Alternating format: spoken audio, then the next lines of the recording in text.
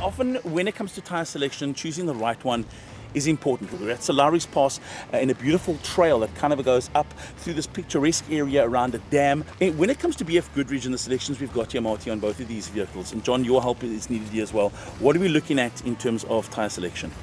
I think it's quite important when you're out in this kind of conditions that one, your sidewalls are quite strong, because as you saw when we went through some of those rocky sections and some of the sticks that are sticking out, obviously you don't want that to puncture the side of the tyre. Yeah, you don't want to get a snake bite. No, definitely don't want. We would hate something like that, And you obviously don't carry a lot of spares, so you need to have the comfort that whatever you got on the vehicle is strong, they can handle those kind of conditions. Then traction is obviously important.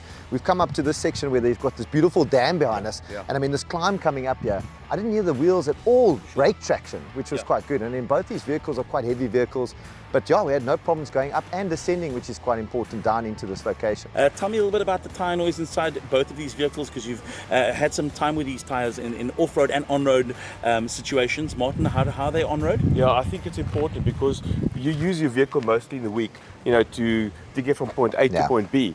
And then weekends, when you're going to go off-roading, you want that tyre selection to be right for your terrain, whether it's rocky, muddy. The hard work's being done by the experts. You as a weekend warrior or novice know that when it comes to your tyre selection, your hands are in the very best in terms of BFGoodrich's all-terrains. It's a great selection from a company that knows how to make quality tyres.